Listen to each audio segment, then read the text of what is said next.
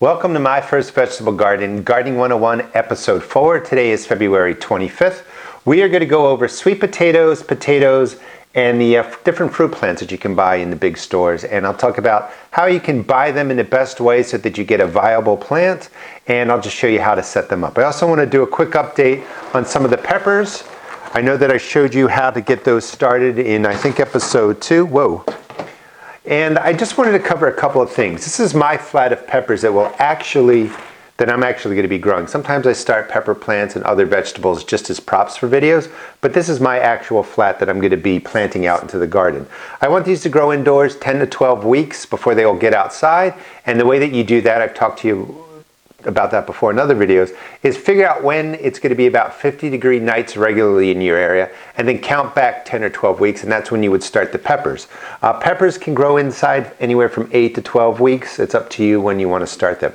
But what's most interesting about this flat is today is the 25th, but these were started on February 24th, and the germination rate has been pretty good, but it varies. Some plants germinated within 7 days. You can see the bigger plants in here. Some of them took 21 days, and some of them just started germinating a few days ago. Like for instance, the peppers right in here, you can see how tiny they are. That's the red habanero. They took a long time to germinate. So depending on the variety, your peppers will germinate between 7 and 28 days, and this was really done at about 75 degrees Fahrenheit. If you use a heat mat underneath and raise the temperature above 80 degrees, they're going to germinate a little bit faster. But I don't want you to get discouraged if you're starting peppers and you have a variety that could take anywhere from 21 to 28 days to germinate. Just stick with the plan and see how it goes. But again, I probably have 12 different varieties here. They all germinated between the 7 and 28 days, including the red hab that just came up over the last couple of days. Let me set this to the side.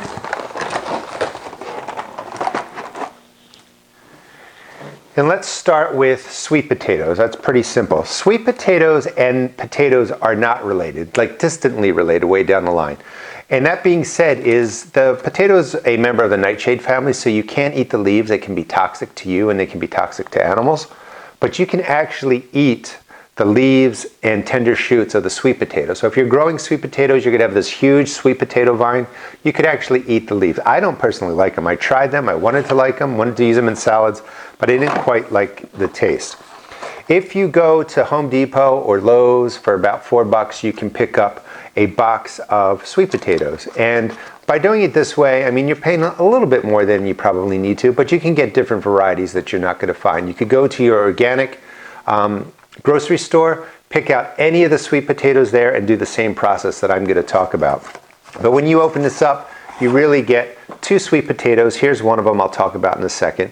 And sweet potatoes don't grow like a normal potato. You don't bury the potato in the ground and harvest that way. You actually root the potato in water. Roots will come out of here, and then it's going to send up the leaves here. They're called sweet potato slips. So when they get about this tall, you break them off, you put them in water, they root, and then you put the slips into your containers or wherever you want to grow the sweet potato. So it's just like the old experiment you did in grade school. 4 toothpicks. You want at least half of it to go into water. Drop it into water, set this by a windowsill, and let it do its thing. You want to get those started now. Again, it's February 25th. It can take anywhere from 2 to 4 weeks for them to really start rooting well and then to grow the slips. So this process could take 4 to 8 weeks to get really nice slips. Sometimes it happens really quick, sometimes it's really slow. But you want to give it enough time so that you can grow those indoors 4 to 8 weeks and have them ready for when it gets really warm. Sweet potatoes like the warm weather, definitely 50-degree nights or warmer. So you have time if you get your sweet potatoes started now. Next we get to potatoes, and I'm going to talk about growing peppers in containers.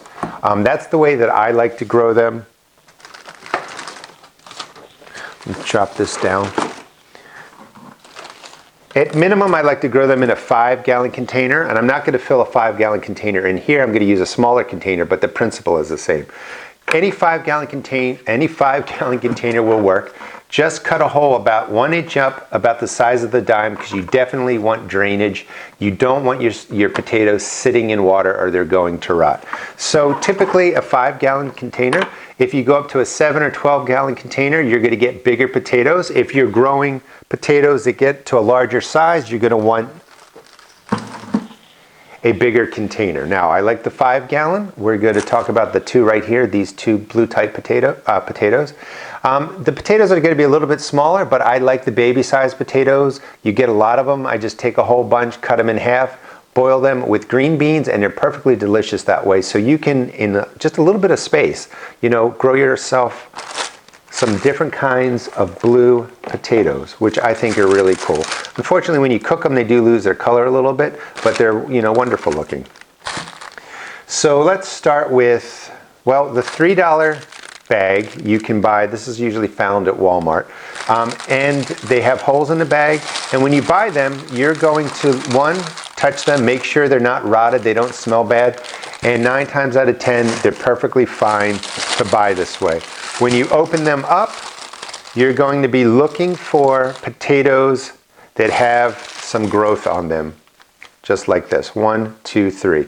This is what you want to happen before you plant them into your containers. It helps speed up the whole process, and this is called chitting, C-H-I-T-T-I-N-G. So if you buy organic potatoes, you want them to sit somewhere dark until they start putting off growth, and then they're going to be ready to go out into the ground. And I think these are a blue Adirondack, blue Adirondack potato. These are going to go out into my containers this week. That's the other thing, is potatoes, the plant itself, when the growth comes up and stuff like that, that can't take a frost, but when the potato is in the container or in the ground, the freezing weather just below 32 or upper 20s is okay. So here in Maryland Zone 7, these can really go out starting March 1st, and that's when I'm going to get all mine into the containers. This is a standard blue seed potato. It says GMO free, and again in the first video I talked about that. You're always going to be buying seeds and potatoes and stuff that are non-GMO. They're too expensive to buy for you and I, and they're not going to be in any of the stores. So don't be fooled by paying more because it says non-GMO. GMO products are really for mass scale farming, farmers and stuff like that. And you actually have to spend a lot of money to buy the seeds, to buy the GMOs, and you actually have to sign a contract. In this box you get 6 potatoes, all having growth on them, purple. It will turn green. It'd be really cool if they actually grew purple, but they'll have some purple color to it, but they're going to be mostly green. This is what we're going to put into the containers. These are small sized potatoes, and you'll get a bucket full of potatoes just like this. So let's start with this little container here. This way you'll be able to see. These are actually paint bucket liners from Home Depot. A stack of 5 cost about, I think, $4.75, maybe $5. It's a nice cheap way to get containers, and I'm going to use them for planting up the fruit plants when we get to that. So when you grow potatoes, you're going to read, you're going to see, I've talked about in videos, where you plant the potato, you leave a lot of space, and as the potato shoots, the green growth comes up, you backfill and you raise the soil level. And in theory, that's supposed to get you more potatoes. Now that's only half true, because what I learned is that all potatoes don't do that. You put the potato in the ground, just like this, the stalk comes up, takes in the energy from the sun, right about where the potato was, and the stalk starts, roots come out, the potatoes form. They don't really necessarily send out new shoots along the whole stem of the green growth and create potatoes for the most part, but certain varieties do. However, I can't figure out which varieties do. So if anybody knows or has had success with backfilling as the potato vine grows upward and you get a much more greater production, let me know. But it's really based on the variety. For the most part, you can just plant your plants this way, or your seed potatoes this way. So in a 5-gallon container, pretend this is the 5-gallon container, you're going to fill about halfway. Now into this mix, whatever fertilizer you're using, go ahead and follow the instructions. You know, try and keep it around the 5-5-5 as I mentioned. If you're too high or too low, don't worry about it. But mix the insoluble fertilizer right into here. And that's usually the granular form, you know, like bone meal or blood meal or your bagged fertilizers that you measure by tablespoon. There is some soil life in containers. Once you know you start feeding it the organic fertilizer, that soil life is going to multiply. That insoluble fertilizer will be broken down, and that will create NP and K that's ready for your potato or your vegetables. We're also going to put in water soluble fertilizer. But you fill it halfway, you mix in the fertilizer, and then the potatoes go in pretty simply. In a 5-gallon container, you're going to put in 3 potatoes. You're going to put the bottom right in. I'm going to show you what it looks like. Just press it in. This one is growing everywhere, so just put it on its side. And all you really need is 3 potatoes just like this in a 5-gallon container. You could put more in if you want. You'll probably get more potatoes and they'll be smaller, but I found, you know, 1 or 2 is too few. 3 is a good number, maybe 4 if you want to. Once the potatoes are in, you fill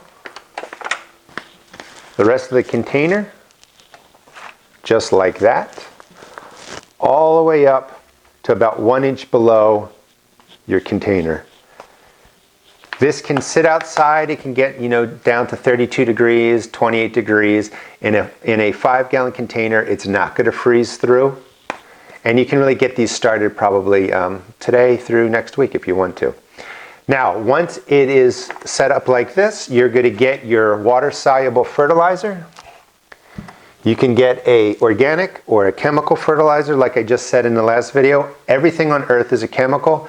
The chemical fertilizers do not harm you. They do not harm the plants. If you don't want to use them, go ahead and use it organic. Use a combination of both. That's what I do. But these are soluble fertilizers, which means when you mix them up, pour them into the container mix, the plants are going to be able to use the nitrogen, phosphorus, and potassium right away. And that's the difference between insoluble, which is below, soil life has to break it down, and then the soluble that's going on top. So once you water it in with the soluble fertilizer, these potatoes are good to go until they get some nice growth. And in future videos in this series, I'll talk about what you do with that. And that's just the basic setup. So again, remember, you're going to be using the 5-gallon container. You're going to fill it up about to here. You're going to set the potatoes up about here.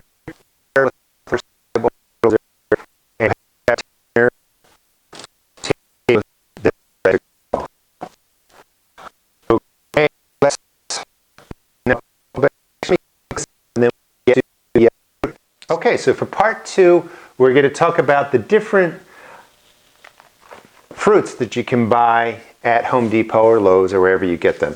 And when you go in there, you're going to see you have the hardy kiwi, blueberry plants. I don't have any grapes. I have plenty out there, but grape plants. This is the hardy fig. Over in this corner, I'll pull it over here in a second, is a goji berry and a fig that I already planted.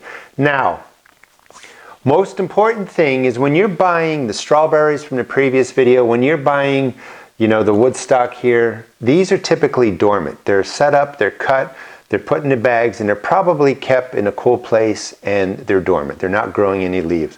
When they all get to Home Depot and all to the stores, you know, at 75 degrees, they start growing like that. You'll see, if you go there now, actually, the grapes have like leaves and vines that are like this big.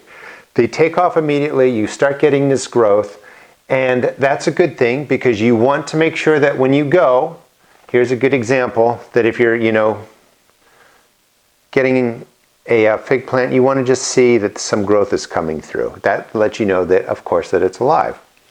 Now, the bad thing is once they get growing like this, they're using up the water, the nutrients in here. So you want to, again, buy these early in February or early, it's the 25th here, early when they come out in your area, and then you want to take care of them in your house. They can't just sit in here 4, 5, 6, 7 weeks. They're going to be problematic. And in fact, the blueberry had a nice branch going here with some leaves on it, and it's already died back. You're going to have to you know, get these into containers. I'm going to show you how to do that. Before I get to that, you're also going to buy these plants and you're going to be all excited that you got growth going, and you may put these outside. If you do that, the sun is going to burn the leaves.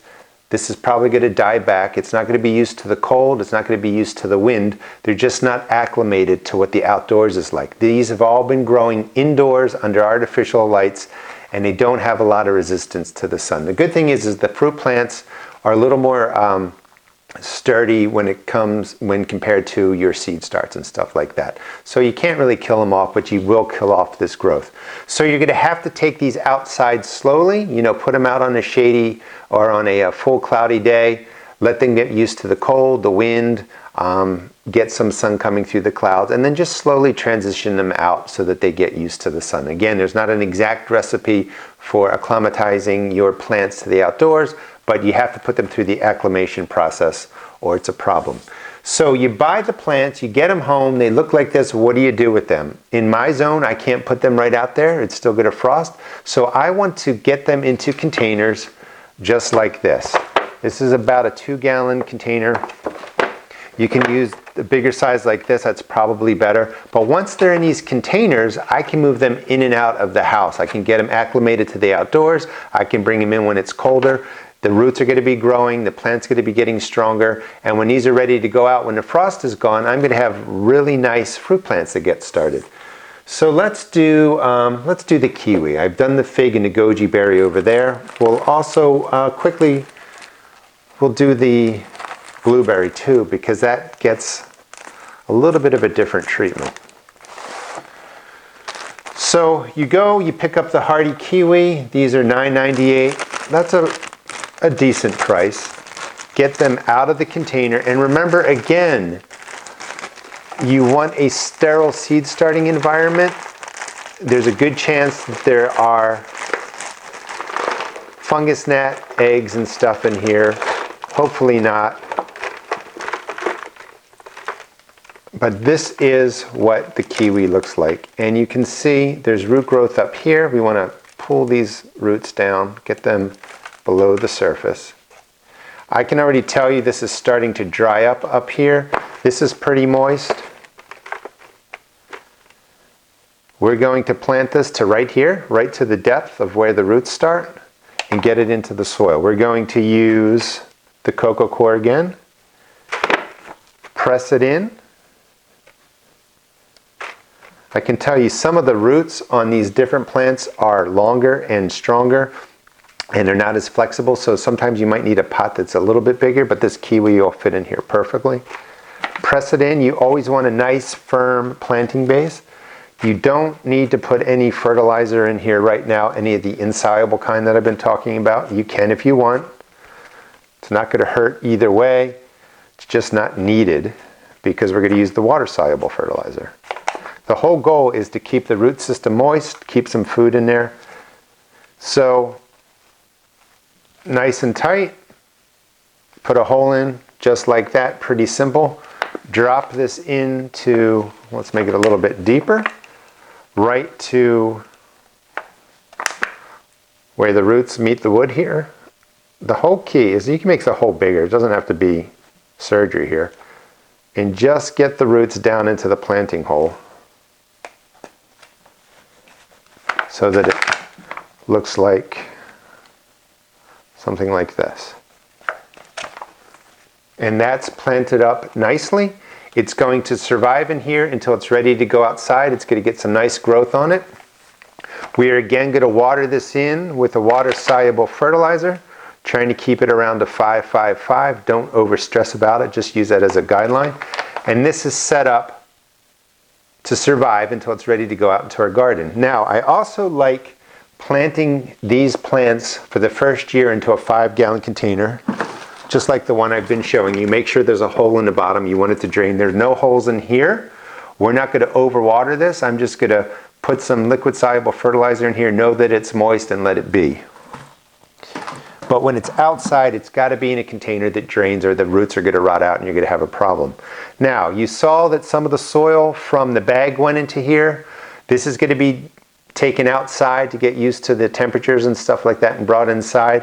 If I'm moving this in and out, what's going to happen, as I've been mentioning, and I keep mentioning because it's so important, you'll be so upset if fungus gnats and insects take over your plants. Now, it's not just fungus gnats. When I used to bring my lettuces out to get them some sun, bring them inside, one time I had a huge infestation of aphids all over everything. So you can also bring in other things besides fungus gnats.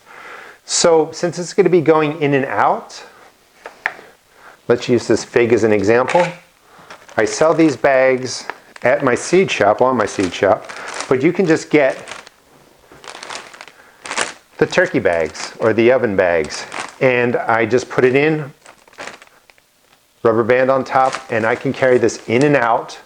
It will keep the moisture in. It creates a mini greenhouse, so if it's a little cold outside, this is protected. It will grow nicely. If you want, you could poke a couple holes in here or just release the rubber band, you know, once or twice a day, once in the morning, once at night, let some new air in there. But this is a great way to manage the fruit plants that you get from Home Depot, from Lowe's, and from different places. And just make sure, like this just opened up, so insects could get in there. Just keep it tight, and then I can just pull this in and out of the house pretty easily. This one over here is the goji berry, and it's too big to pull it closed like I did with the fig, so you put one bag underneath and then just another one on top and pull it down, and that's some protection from aphids, fungus gnats, and other insects getting on those when they're outside. Now, coco coir is pretty neutral pH-wise, fine for just about anything. However, your blueberry plants like a higher acidity, a lower pH value. So more acidic, lower pH value. Perfect for that is just much more peat moss. So we're going to transplant that up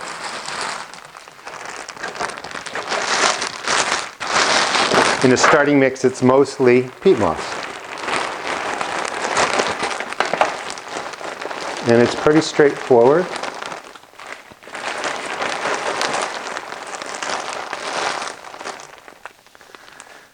The roots are going to be in the peat moss, so you know we could put coco coir on top.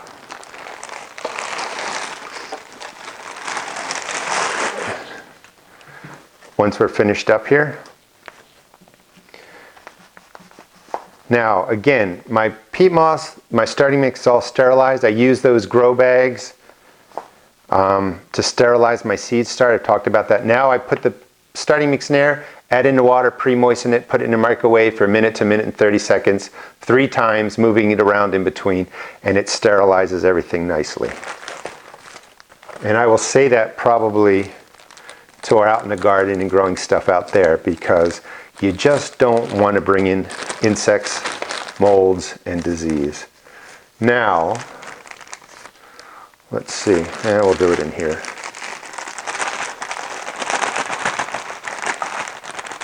Gently slide it out. And I could see when I looked in there that it's pretty dry up here. We're going to want to plant this to here. And it's really getting to the point where I think another week or two in here and this was going to die off, maybe even in a week. So get, again, a nice hole, just set up right in there, enough to make sure we get the roots totally beneath the surface, and then just press it in. We're going to put some coco coir on top.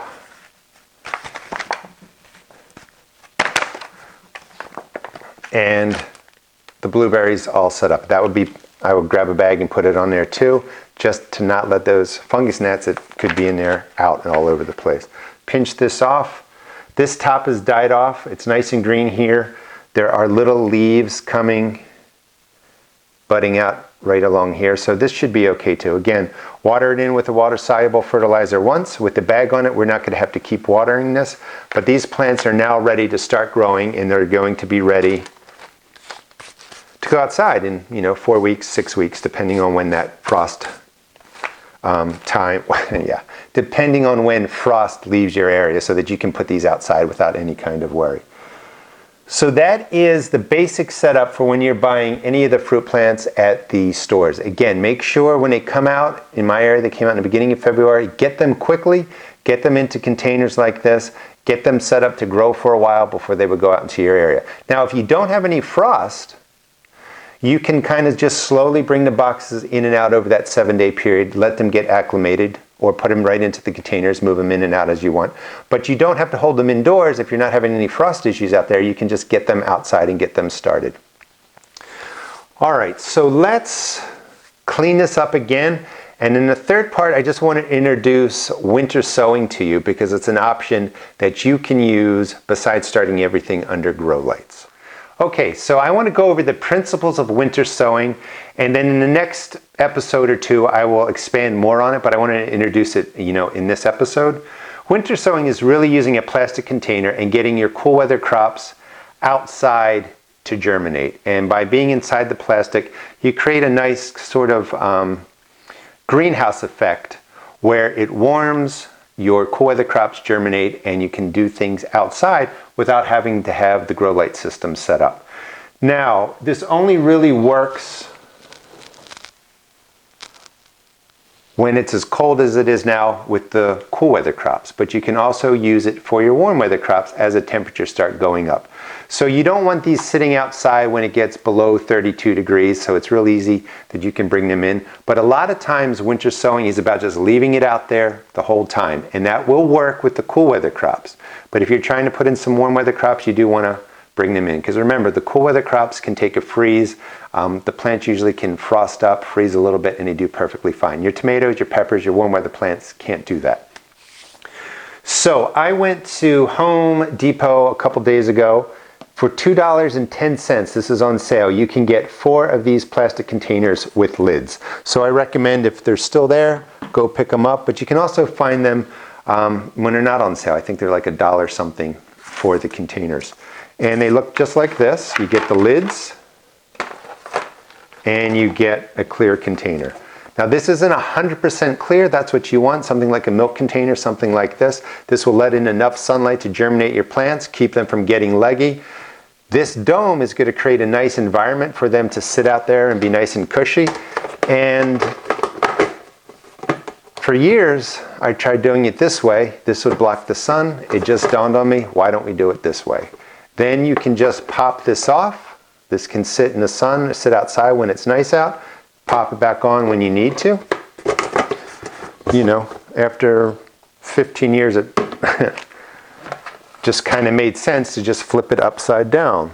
And that's part of why I like vegetable gardening. Even after all this time, you learn new things. I'm going to show you an example here.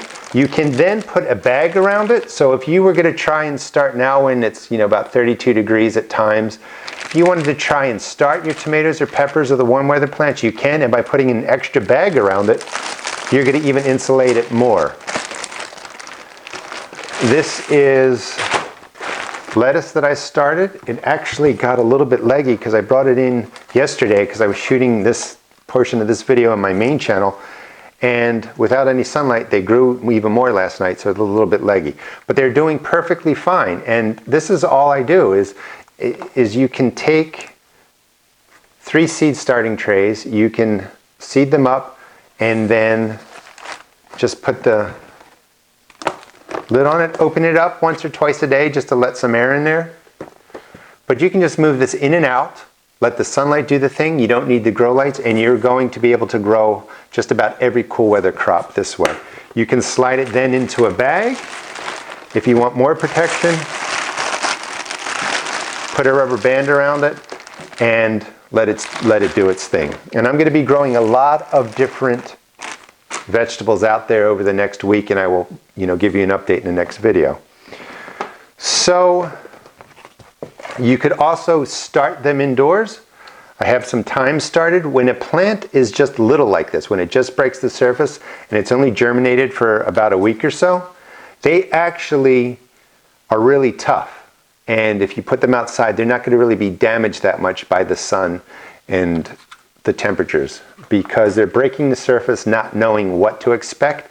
It's once they are growing under the lights for weeks that they really, toughen down, I guess.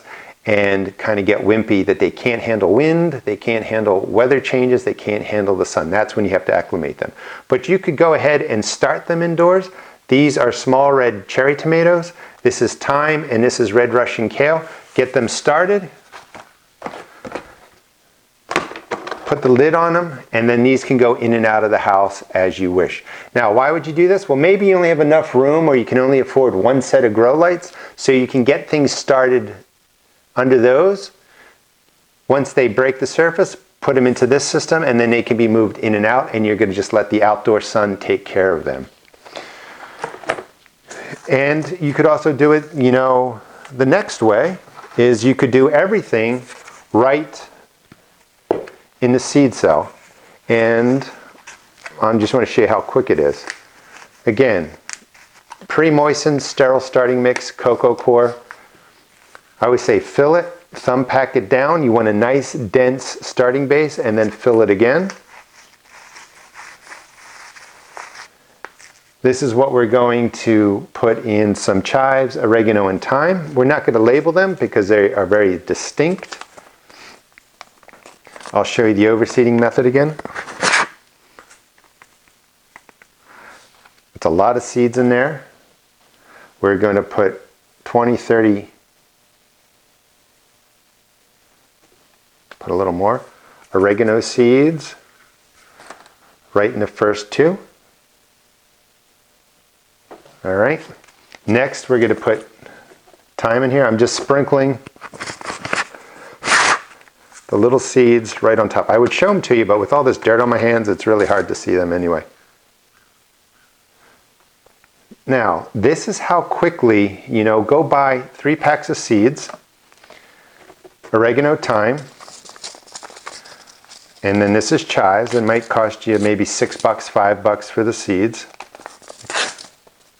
Get this open. The chives. Chives are bigger. You can see I'm going to put a bunch into each one, the overseeding method that I like to do.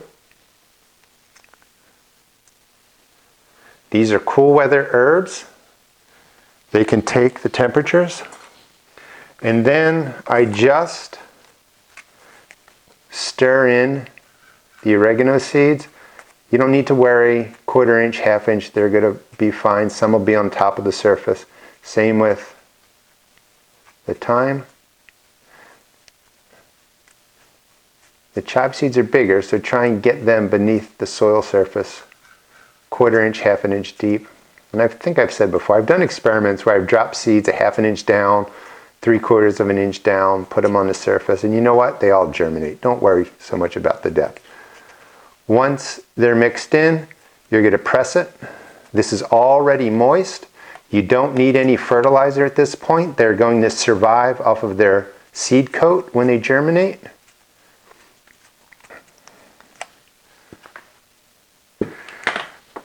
We're going to take the lid. We would just set this on here just like that. We could do another 6 plants if we want.